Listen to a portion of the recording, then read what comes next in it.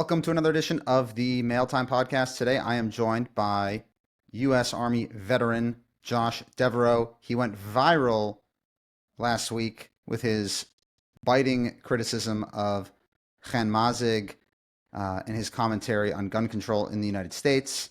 We will get to that. But first, Josh, thanks so much for joining. Thank you for having me. I'm honored to be here.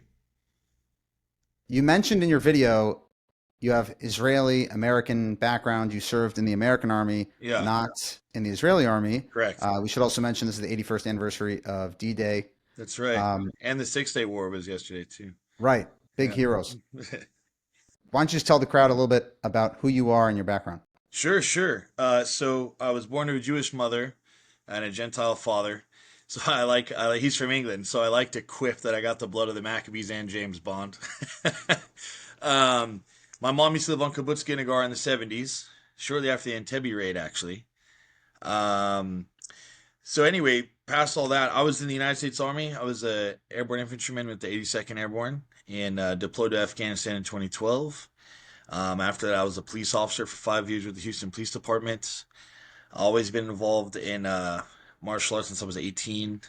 And while I was in the Army, when I got back from Afghanistan after doing some line time in our deployment, uh, Army has a program called MACP. It's a martial arts curriculum based off of getting back to your primary weapon system. There's different levels. They've kind of changed the how it works now, but back when I was in, it was levels 1 through 4, and each level progressively got more intense, longer, and then with more techniques in situational training. Um, I'd fought and sanctioned MMA before I was in the military, and some of the guys in Fayetteville, outside of Bragg, there was a school there run by Greg Thompson, um, who started the Special Operations Combatives program. And some of the guys that were the cadre, the teachers for the 82nd Airborne Division's MACP program, I trained with them, like when we're off duty, and they when I got back, they were like, "Hey, we need someone from First Brigade to become part of the cadre." So through Hashem and the connections there, I was able to get pulled from the line and be a combative instructor as well. So and I loved that. How So many Jewish people are there? I was the only one. I was the only one. Yeah. I mean, in the division, I'm sure there were more. I think I knew. I had a lieutenant that was actually Jewish. His last name was What was the Goldstein. Jewish life like? Did you have any sort of stuff for the holidays or anything? I grew up in a reformed home. I went to Hebrew school when I was a kid, and my dad, being from England, I went to Reformed Synagogue for Hebrew school. And when I was like 11, 12, my dad wanted me to start playing for this club soccer team had started. and and my dad wanted me to go to that. And so I ended up stopped going to Hebrew school, unfortunately. But I'm saying actually in the Army, there are I mean, there's chaplains, yeah. There's synagogue, politics there's all too. I that know stuff. they're Yeah. involved. We Right. were crazy busy though. I'm not gonna lie. I mean, the work tempo was unreal, both as an infantryman and when I was a MACP instructor.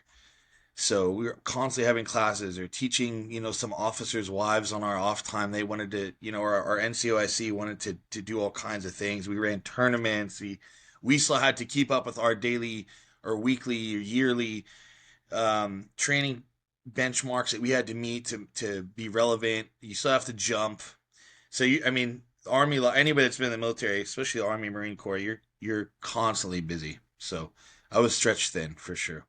And you were in Afghanistan? Yes, in What was 2012. that like? Just like the movies, in many regards. I'm not gonna sit here and act like I had the worst deployment of any deployment, but it wasn't the easiest either. Um, I remember, a lot of the guys we would watch documentaries when we got our orders that we're shipping, and I would watch all these documentaries I could find on Amazon and stuff, and we did a lot of training, but in being warriors, that's you want to go fight a an adversary that's immoral and that you feel just a just cause to do. But I remember this very vividly. There was all those documentaries about Bagram, And a lot of these documentaries do this panoramic camera view of the valley that it's in. So I kind of like had the way the peaks and everything looked. And I remember when we got off the C-17, we flew from Kyrgyzstan into Afghanistan, landed at Bagram. I remember when we came off the ramp, looking up and being like, "Oh, there's that mountain that I've seen 100 times in documentaries. Now I'm here." And I remember that just being like, just a crushing like wake up call.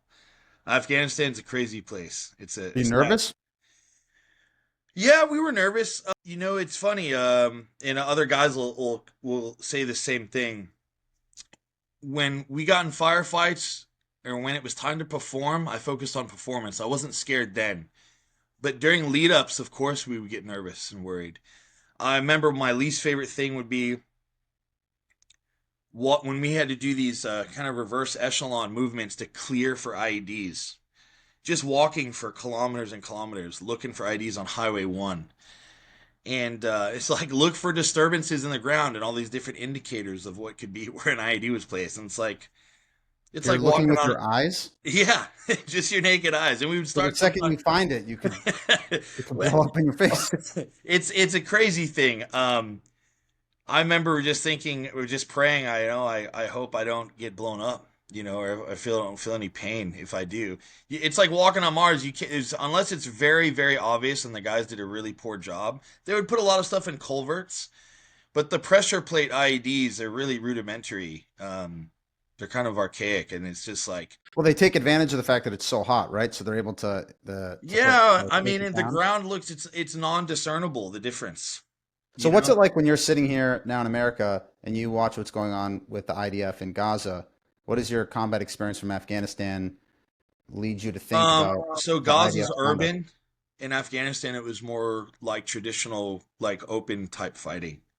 There were a So couple you're actually sitting here saying what the IDF is doing is probably much ur- more difficult. urban fighting is the most. This is why I like it with Iraq, for example. Iraq was very dangerous because of the urban. There's just so many more different variables, places to hide. It slows you down. Um, I don't want to be disarming anyways. And say one's difficult over the other. But in regards to what you're the context you're referencing, absolutely. I mean, there. Perhaps the word I should have used is challenging. There's Yeah, different yeah, yeah, challenges and yeah. it's Sure, sure. much And I don't mean to split hairs, yeah. but I just want to make sure that I'm doing objective job in being specific. So urban fighting is very dangerous. I mean, it's more easy to lay booby traps, more easy to do ambushes. There's much more avenues of approach. There's levels of buildings. There's less space. You're limited by the terrain on tactics you can use. Um, And there's a so lot more civilians yeah, because and the there's civilian issue nowhere for them is to go. something that Hamas obviously uses to their advantage, right? For propaganda and for the evil that they do. So So there's I'll tell you and let one me ask thing you that this hurt question. me. I Yeah, didn't mean to go ahead. interrupt you. One thing that No, hurt me go. personally is I lost two friends in Afghanistan while we were there. To see there was a report. I don't know if you saw this. There was a report that the Taliban gave weapons we left there to Hamas that to some of which were used on October 7th. So existentially, to me, that basically gave me the middle finger twice. It's like you disgraced my sacrifice in Afghanistan, which all those scumbags are the same sheet of music.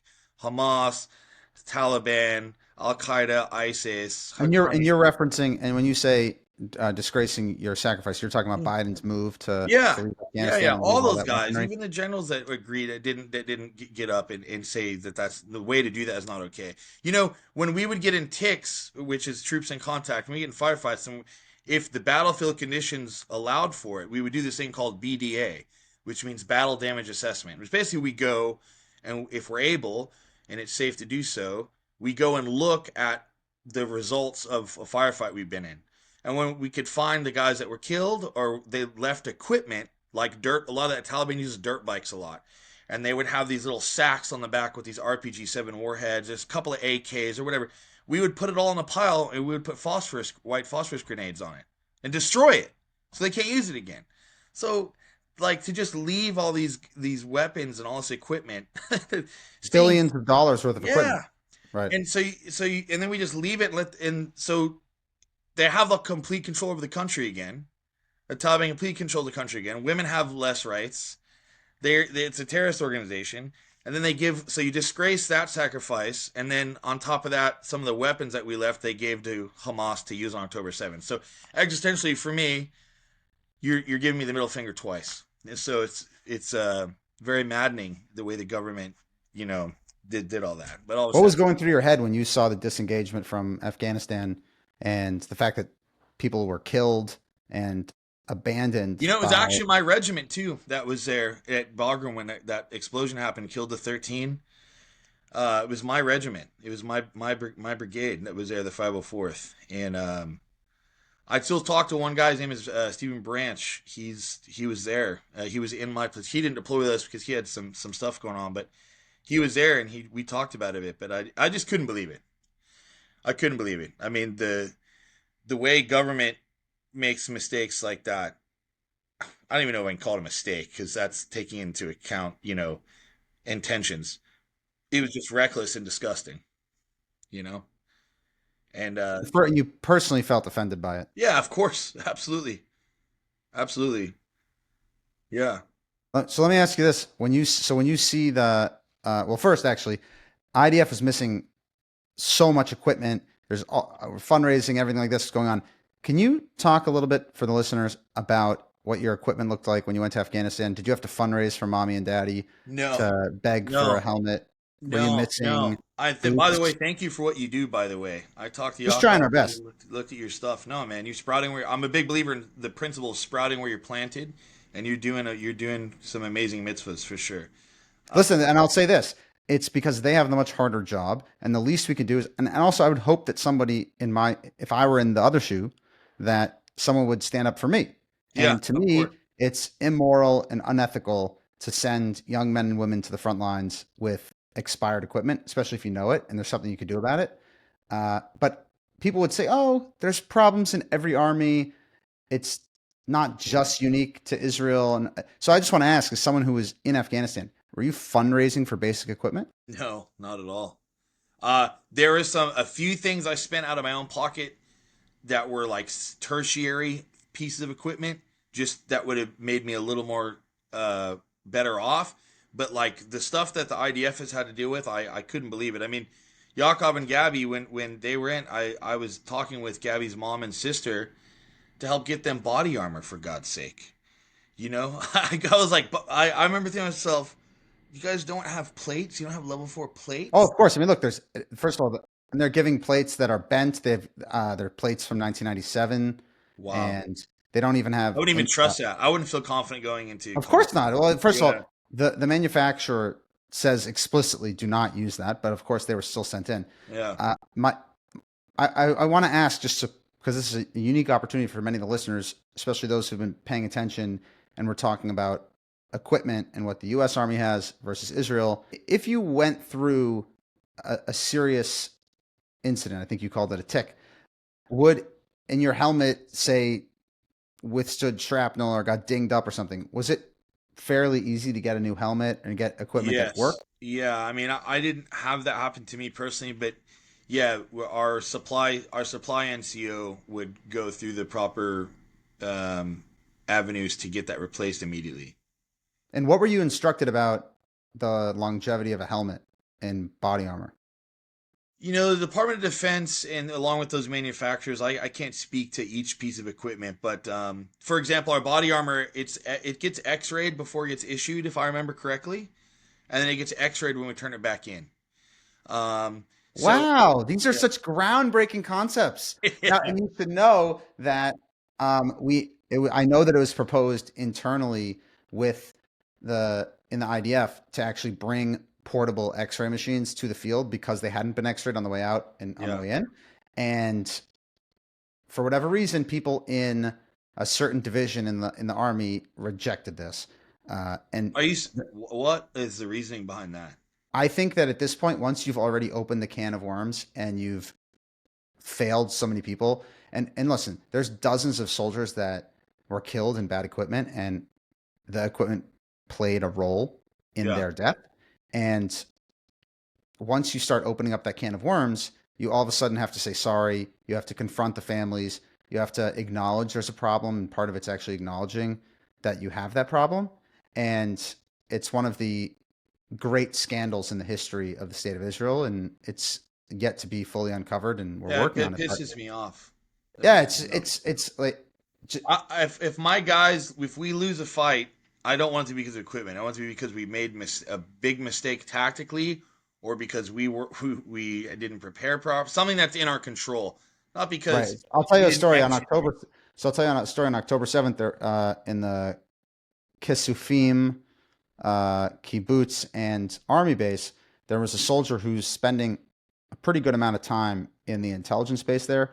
Several weeks before October 7th, he was approached and they actually took his plates from him because they said you're spending most of your time inside and there's other people on patrol who don't have these plates. So when he went out on October 7th to try to defend the army base, he took a bullet to the chest and was killed on the spot. And That would never be allowed in my unit. of course, and they Yeah, took they yeah. took his plates. So that's just one example. I know of many others, but like you weren't getting helmets from 1995 when No, you're in. Yeah, no, no. I everything was mean, being. Yeah. my unit that I was in the army, just the hierarchy, we're not tier one or tier two, but we're not special forces, we're not ranger regiment, but we're considered like the next best thing after that, just as far as military hierarchy goes. And because of that, um, we we actually fielded. We were the first unit to field some equipment, some new equipment. We fielded a grenade launcher called a 320. We were the first ones, if I remember correctly. We were the first ones. We also fielded these new nods that were a combination hybrid of thermal versus classic green phosphorus. So it had the classic night vision, plus it would do an outline of a silhouette of a human being if it picked up a heat signature. Well, so you're mentioning night vision. Was Yeah. there a single person in your unit if you were going out to a forward position that proceeded at night without night vision? No. Okay, so that's the other thing. Yeah. And Yeah. Yeah. people get, the Israelis and by and large the Jewish community, they've normalized the immoral, despicable behavior of some of the IDF leaders. And I'm being very careful with my words here. But the fact that you would send people out there and saying, "Oh, there's 12 people in this unit, but 8 of them have night vision, and that's good enough. The other 4 will kind of quote unquote tag along." That's Um, absurd. That's yeah, absurd. and Good again, this enough. is Good enough is dependent on if the mission goes well. correct. So what happens It's is that like not. what if it's not good enough? Right, exactly. Yeah. And the other thing is there's also a risk assessment. So some of the old time people and generals will say, "Oh, in 1982 we fought this way and we were good, and we have to be tough, we have to be strong." I said, "Listen, that's the risk assessment that you personally made. You're a 50-year-old man. You can make that risk assessment yourself. You cannot ask a mother of a 18-year-old child to make that same decision. That's their decision to make. And if you're going to require someone to go out and fight, you at least owe them the best chance of surviving. And if they want to make a risk assessment themselves personally, that they're fine rolling out with no night vision, okay. But if you're just going to say systematically, like, "Oh, that's just you're a wuss for wanting to do that," it's crazy, and you can't make that risk assessment for them. It's also stupid because you don't base what is needed to complete a mission or what's tactically necessitous based off of, well, antiquity. I mean, you can, why stop what you did in the 1960s? You can go back to what you did in 1948 or what we did at Masada. I mean, like, it doesn't even make any sense, you know? Exactly. And the other thing, Like, and it's also, but it's somehow saying that if you admit that there's an issue, you're somehow showing weakness. And I'm saying, first of all, it's not. And even if you did say you're showing weakness, that's okay. You can say, "We're going to fix this issue because we really care." And the other thing is, it's tremendously inspiring for the troops and for those who have to sacrifice everything that you would show up and say, we're going to take care of everything you need. Like, let's go, let's get it, let's win. Imagine if instead of having to spend all of their free time fundraising, if you spoke English, you basically had a fundraise, you became a full time fundraiser within your IDF unit. Imagine instead of doing that, 2 weeks into the war, there's night vision for every soldier. Everyone has proper equipment. Even if you say, listen, we made a mistake leading up to October 7th, but the denial and the craziness, there's so many, up until today, I'm getting crazy phone calls and messages from people begging, saying our kit is. Some people don't even have a kit; they're trading, and you know how sensitive ceramic plates are. That's not the kind of thing you want to be taking out of vests, putting back in, throwing in a car, taking around. That's it could be damaged, and it's pretty wild. But and then it leads us to the reason I had originally reached out to you, which was your back and forth with Chen Mazik. I also find that so many in the quote unquote pro Israel space are just obsessed with all of these problems that have nothing to do with Israel. And it's these anti Semites and it's clickbait and it's all this crazy stuff. And they like to make a lot of noise and say crazy things to try to appease these insane people. Whereas if you want to talk about the real issues, soldiers not having enough equipment or things like that, you're saying, oh, there's so many enemies of the Jewish people. We have to just focus on the enemies. We can't focus on internal problems. And if you speak about it, then that's going to be bad. And so many of the people who have taken the mantle, like for example, I've been very busy dealing with trying to help these people. I'm not I'm not sitting here trying to appease the ADL or make some crazy statement to appeal to the hard left to try to get them back into the fold. And what was so egregious to me about Chen's comment about the murder of the two embassy staffers outside the Jewish Museum in D.C. when he was trying to question gun control. Advocating Dude, for more gun control. I'm like, dude, Israel has so many issues right now. You don't understand the Constitution of the United States. You don't understand clearly I don't a understand majority of the anything. country. Please shut up and figure out the issues in Israel. Shut up. And people say, oh, well, how do you have an opinion about Israel? I have an opinion about Israel for a number of reasons, but one, as a Jewish state that is largely dependent on heavy donations and assistance from the diaspora Jewish community, I am somewhat familiar and I can talk about it. Am I going to talk about housing costs in Tel Aviv? No, I am not going to talk about housing costs in Tel Aviv. I don't know anything about that. Am I going to talk about the education system in the public schools in Netanya? No, I am not going to talk about that. And I think that would be crazy if I had an opinion on it. In the same way, what does Chen Mazik and these other people know anything about the Second Amendment? And what do they know anything about how the Jewish community should protect themselves? He lives, I believe, in London. What does he know about America? Yeah. Your take. Well, I have a lot to say about this, so I hope you bear with me. So first of all, even the Constitution aside, these principles are not geographically contingent in any way, shape, or form. Like, for example, the Constitution, the Bill of Rights, right? The Ten Amendments, those are not giving any rights. There's a philosophical presumption, an underpinning that needs to be properly looked through.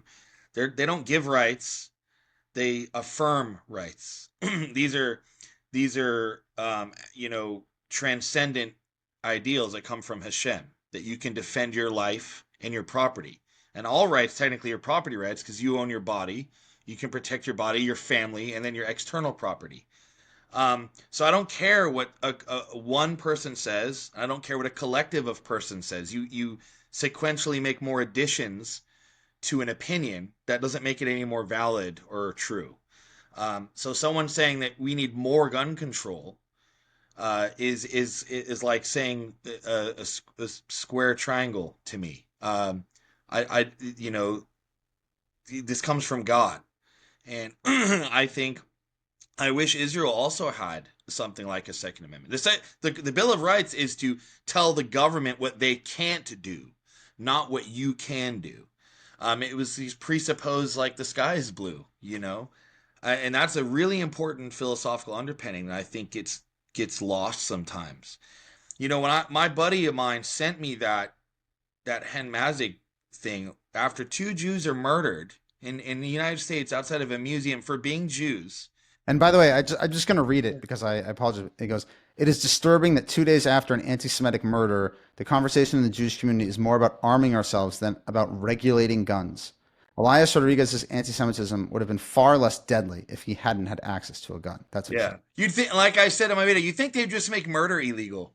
They just regulate murder. Like it's oh my God. When my buddy said that to me, I'm not joking. I had such righteous indignation just because everything is reaching such a bad temperature that when I read what Ken said, and because I there's two types of people, Daniel.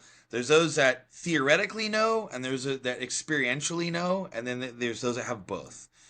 Well, I not just in theory and in principle, which is just as valid, but I experientially have seen in many different contexts what happens to people who don't have the means to protect themselves. And I've seen some awful things, man. Okay? And that's not to say other people haven't too, but I've seen some really awful things. And my hands were shaking. I was so angry that Hen said that.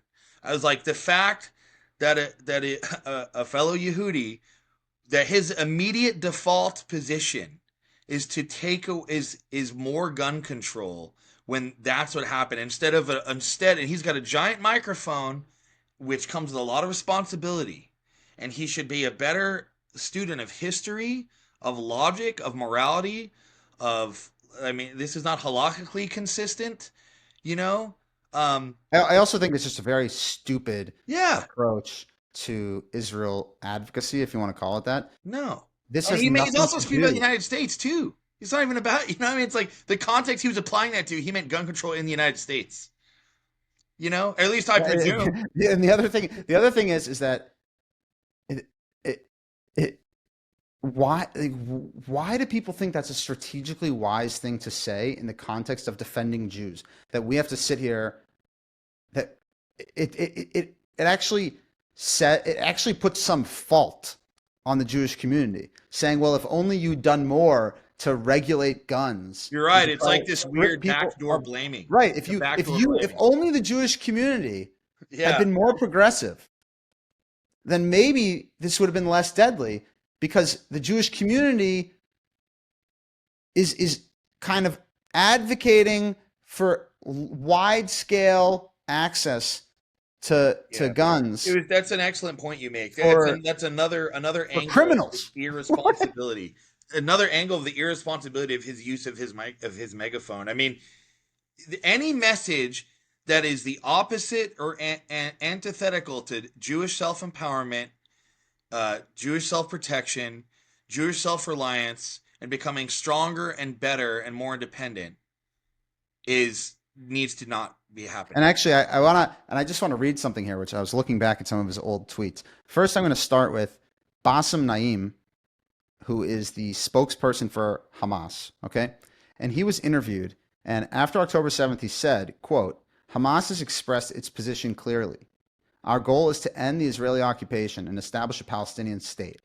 And when this goal is achieved, Hamas can transform into a political party and the weapons of resistance, et cetera, fine. But for now, at this moment in time, we cannot accept weapons of resistance are part of any negotiations. This latter issue is contingent, as I said, on achieving the great accomplishment, which is the establishment of the Palestinian state and the return of the refugees." It goes, who has the right to ask the Palestinians to exile themselves and accept their exile to another place?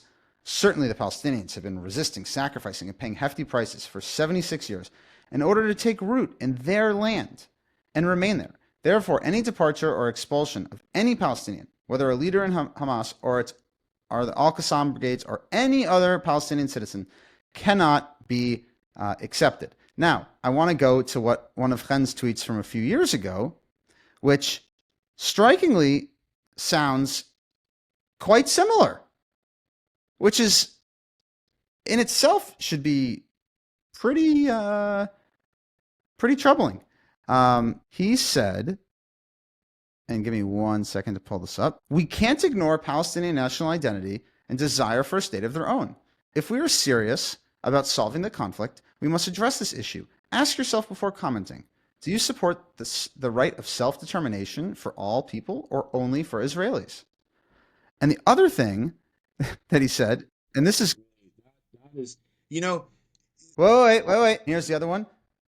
Both Israelis and Palestinians want to be treated with dignity. We want the world to know our histories, mourn our dead, and recognize our ties to our homeland, where both Jews and Muslims have lived in for thousands of years. Both Israelis and Palestinians want and deserve peace. This is from May 21st, 2021. What say you? that was the one he posted yesterday. I mean, it's first of all, nobody wants anybody to not be treated with dignity. Okay, of course, those deserving of dignity. I don't really, if you're Hamas or ISIS, I don't have any interest in giving you any dignity. You've lost your dignity. But just, we know what we're talking about. First of all, it's an absurd thing to say because Islam hasn't existed for thousands of years, and the plural is he used, and there is no historic Islamic homeland reference to Israel whatsoever. So I don't even know what do you even say. So there's two propositions inside your statement that are totally fallacious. I don't even know what you're talking about. I don't know. He's so consistent. He's been so consistently making bizarre and vacuous claims and morally insufficient statements that he almost is. It's almost like he's just a shill, and we just don't even know it. I'm not trying to say that. I think. Well, let me address this. Yeah. I think that he's trying to appeal to a very wide audience so that he can have wide social media clicks and if you can piss off enough people on the left and piss off enough people on the right, then you're going to generate attention. And I think it's generating attention for attention's sake. And when you warp history, it has real consequences because if it doesn't take a tour of the city of David, you could ask, right? If you're going to go back 1,000 years, right? You can ask, why build a mosque on top of the ruins of the Jewish temples, right? That's the way it should be framed. Not, Yeah. oh my God, we both find this place to be so holy. Just ask the question. Instead, he puts out this fluffy garbage, and it also validates this anti-historical BS that undermines Jewish right to the land. Because if you just say, oh, well, we both love it, so therefore, okay, why can't we just, Now, give using up? that word "love" is totally not equivocal either. And yeah, right. You know? But it's just insane. And then he tries to attack. He tries to attack Israelis that want to live in Judea and Samaria as being an obstacle for peace. And I haven't really seen in any of his tweets any sort of, wow, let me look inside and be introspective about what happened after October 7th. Let me go back and look at what I was advocating. And do I really genuinely think that this is the main issue? And we get so reflexive, the Jewish community saying, well, what about us on this? What about us on that? It's crazy. And we sit there making these asinine arguments. And I'm actually curious your take on this, because for me, one of the things that really annoys me and the way that people that love the land of Israel, the state of Israel, go about talking about some of the issues that the IDF has had in Gaza, they'll say there are absolutely no war crimes. We've done nothing wrong. Everything is perfect. And I said, listen, there's been about 200,000 soldiers that have cycled through Gaza. Guess what? There have been war crimes. You know something? The IDF does not encourage war crimes like that. In fact, it's mortifying. It is illegal. The IDF wants to take care of it, and that is against the values of the IDF. But inevitably, when you're fighting a war for 20 months, you're going to have a couple or even a couple dozen rogue people do something that they shouldn't have done, whether that's out of stress, whether that's out of bad instruction, whether that's lack of training, whatever it might be. But that's not an indictment of Israel or the IDF, right? But they take this kind of ridiculous reflexive position where they have to, they can't live in any sort of gray. And it actually undermines the case. And it undermines the fact that, like, listen, you were in Afghanistan. Did you see people do things that they shouldn't have done? I'd be Yes. shocked if your Yes, I answer was did. no. Okay, Yes, I'd I be did. shocked Yeah. because people are human, and this is not an excuse. It's just saying that you're asking if someone drives their car 10 hours straight, did they make a single driving moving violation, or Yeah. did they go under the speed limit every time? I would imagine that there's something where they didn't do something perfect. And But this for is whatever it. reason, Yeah, yeah, we sorry, just go ahead. take these crazy positions. No, it is. There's never been a war where there haven't been civilian deaths, and there's never been a war where soldiers were 100% full of integrity the entire time. Now that's a descriptive, not a prescriptive. I'm not advocating for it to be that way, but Precisely. this is the human element is involved here. And what do we know about human beings? Especially when you add constant fighting, constant death, constant stress, constant lack of sleep, constant enemy trying to kill you, um, constant the unknown. You're gonna have a degradation of how things are supposed to be.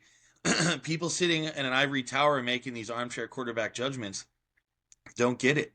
Um, Let's take a look. Let's take a look at today. Right, there's 4 soldiers who fell. Just came out. 6 very badly injured. Right. Say hypothetically tomorrow there are IDF soldiers guarding a certain area. I know they were. I believe there was some sort of RPG that was fired towards them. Imagine they see a dark, shadowy figure coming out 75 meters to their left. I would hope that the soldiers that are sitting there do not hesitate in taking out that character. Now, that character could eventually be a 12-year-old boy who perhaps went into an area he shouldn't have gone in. He might have had a good intention. He might have had a bad intention. I'm not sure. But in protecting the lives of your soldiers, the moral thing to do is to kill that person. It is not to sit here and take chances. And you also have to imagine the psyche of the soldiers after you just had this major mass casualty incident. If you're sitting there, you're going to be nervous. You want to get home to your wife. You want to get home to your girlfriend. You want to get home to your parents. You don't want to come home in a body bag. And it's not as if you're sitting there asking someone for their passport at passport control. This is someone who's in an area that they shouldn't be in, and you're worried that they might do to you today what they just did to someone or multiple people the day before. And for whatever reason, the world at large just cannot understand. our I don't know why. our rules of engagement in Afghanistan were incredibly restrictive. Um, I'm not in Gaza, but you know, in Afghanistan, I know human behavior is the same. In Gazans aren't stupid people in the sense that they know when fighting is happening. I can't imagine just a normal mom type coming and walking out just after a firefight and being like, "Let me poke my head out." I'm not saying this hasn't happened, maybe, but I find it rather bizarre occurrence that a mom type or something similar would pop their head and be like, "Oh, let me come out of this dark alleyway and observe these guys after they just got in a firefight." And when in Afghanistan, when stuff was about one of the big indicators of stuff was about to go down, is the villagers and everybody would start getting away, and that's the only way we knew we were going to get ambushed soon. And Um, I'll give you an example, you actually. This know, happened early in the war. There was a soldier a dear friend, and he went, there were 2 soldiers in a unit next to him that were killed. It turns out that several hours before they were attacked, there were 2 kids, young kids, I don't even think 10 years old, on bicycles in a closed off area. The soldiers shot at the ground, try to scare them off. It took about 5 minutes, and they did not kill them. They did not even hit them. They just shot warning shots to get them out of there, maybe 300, 400 meters away. And 45 minutes later, a Hamas terrorist popped up and fired an RPG from exactly that spot at exactly on their position. So it's reasonable to speculate that they were lookouts. yeah, So it's not as if, scouts of some kind.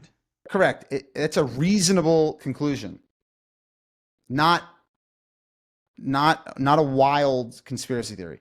That's a And reasonable inference for sure. right, and it's just disingenuous to then attack the IDF for engaging people in the future that would come to potentially scout their position. It's just disingenuous. Yeah, we would have lookouts from the Taliban that we knew were looking to maybe get a range estimate to drop indirect on us, like mortars, for example, or to report the direction we're going.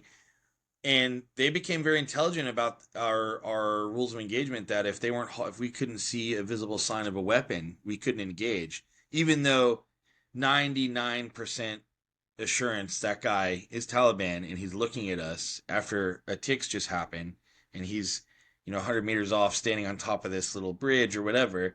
It's not because he was just likes looking at American soldiers when everyone else, all the other villagers are gone away, and this dude's watching us. It's like we couldn't engage him though, because And this is also part of the issue that happened before October 7th.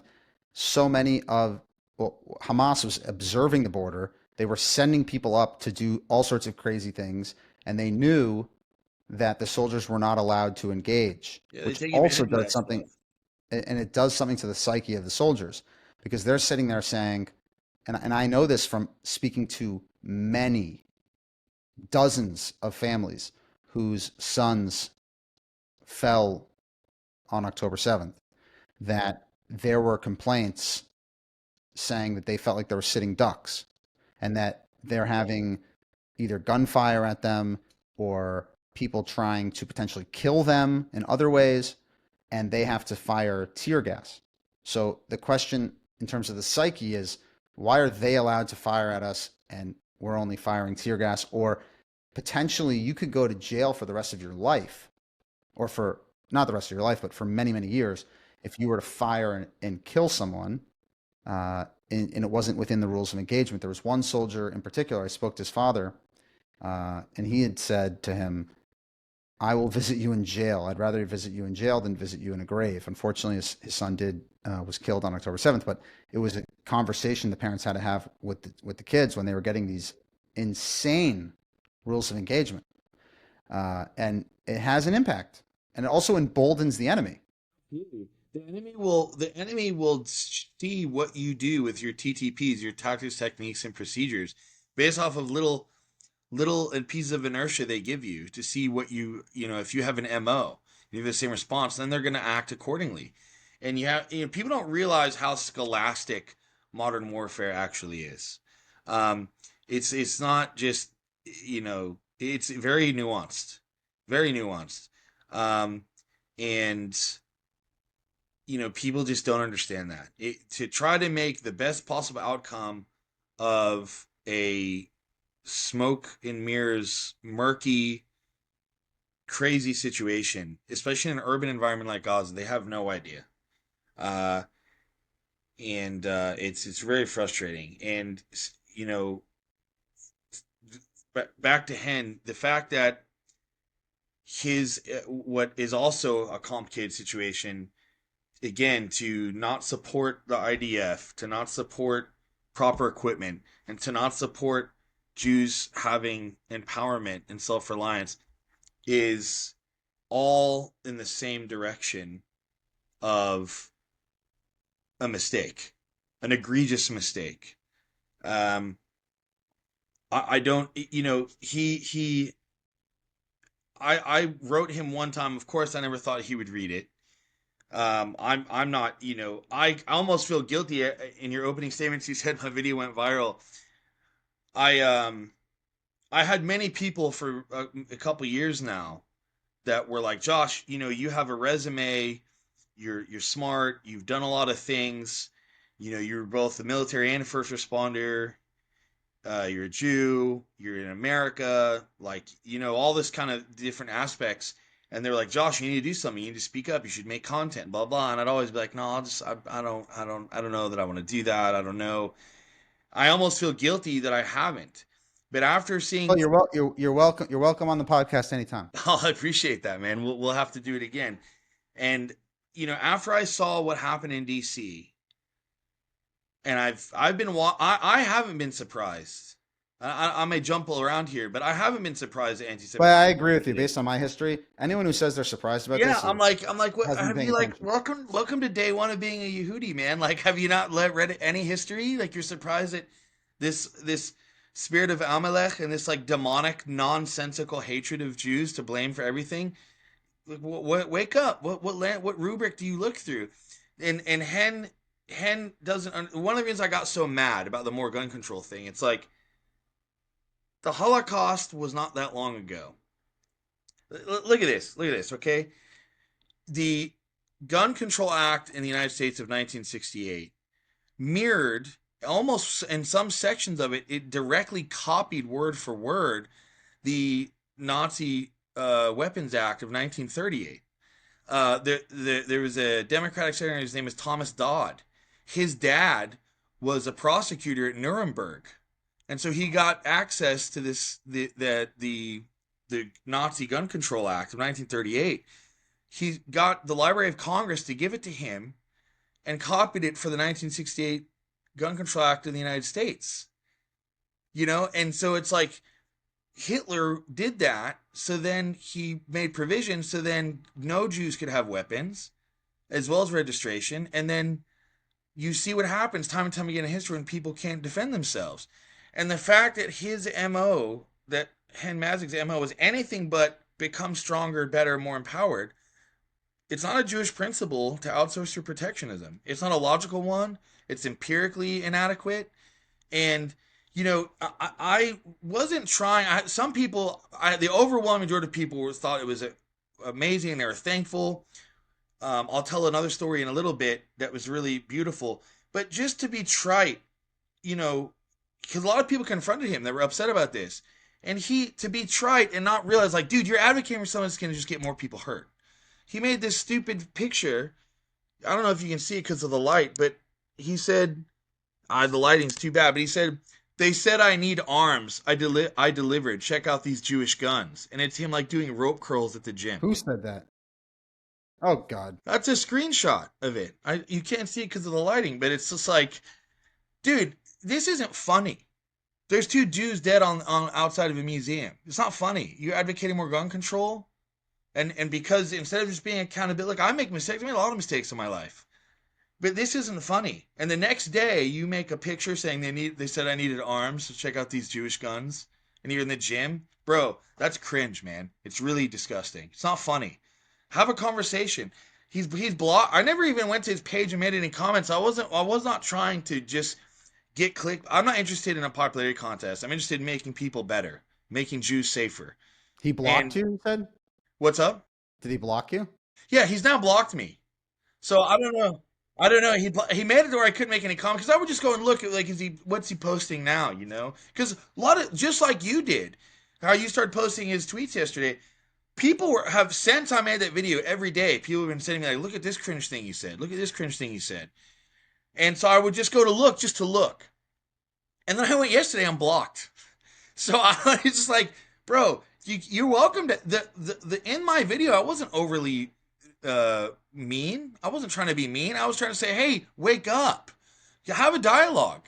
But instead, he just blocked me like a child. It's like, and also, I mean, look, if you look at the state of Israeli politics and what politicians say about each other, they're saying some wild things. And I'm not saying that people should say wild things about each other, especially online. But yeah, you can at least withstand some sort of criticism. I don't know why we sit there and just pat each other on the back about everything. It doesn't make sense.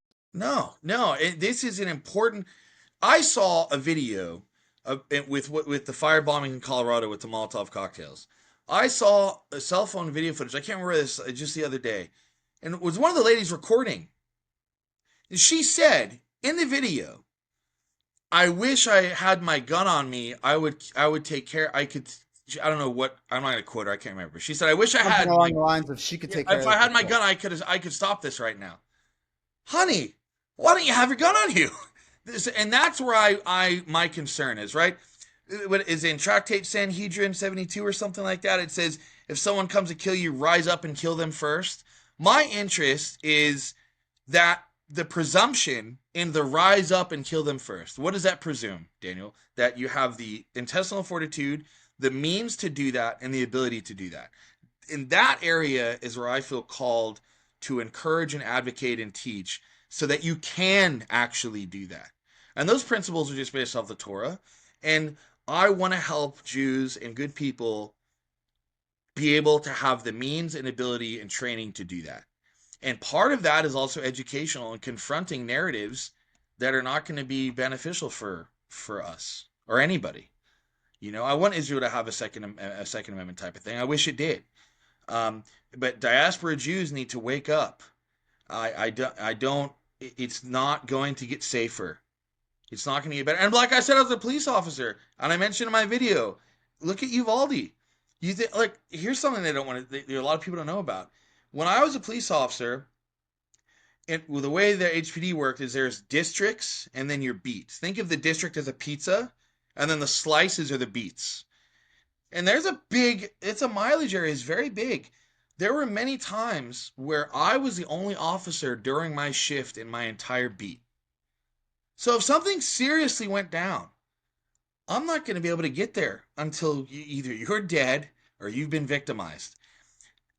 I support police. I support first responders. That's not the fault of. It's just a logistics reality. No, yeah, exactly. And so you need to take care of yourself, eat healthy, get some training, join a gym, do some martial arts, get a weapon, get tactically trained. If I can help anybody, I'll do it.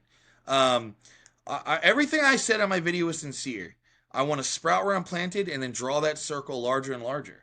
You're part of that circle that's larger and larger. I'm happy that I don't look at it as an accident that we cross paths. There's been some other great people who are trying to do the same trajectory, who also have been saying the same thing. And like you said, I don't want to unnecessarily ruffle feathers. I don't want to. It's not my interest to create enemies. But some people have said, and I think it's worth reiterating, the problem keeps getting worse, and we keep doing the same tactic. Lawyers, judges, politicians, social media complaining. And what is groups like I'm not trying to create unnecessary enemies, but we give all this money to these organizations like the ADL, and they're not making Jews safer or better. And we need to do so. It's one of the problems with this, Daniel, is it starts with the individual. The individual has to be willing to get out of their comfort zone. Exercising is not going to be fun at first. Going and purchasing weapons is not going to be fun at first. I mean, I think it's fun, but some people don't think it's fun. Going and putting yourself in vulnerable positions where you have to put effort and it's new and it's scary and you're being vulnerable is going to take getting out of your comfort zone. And I think that's one of the reasons of many, but probably a main reason why this type of paradigm has not grown the way it should with everything. Well, that and people would have to admit that they have made mistakes over the past. And, yeah, absolutely. That's also the other challenge. Yeah. Josh, it's been awesome. I really appreciate your insight, take. Thank you for your service. Thank you very much. I definitely want to have you back. And if Chen watches this or anyone else who wants to defend that position, I'd be more than happy, thrilled to host that debate and have a discussion that could be illuminating for the Jewish community. So, Josh, I really appreciate it. Thank you, brother. My pleasure. Shabbat shalom. Be well. Shabbat shalom. Bye.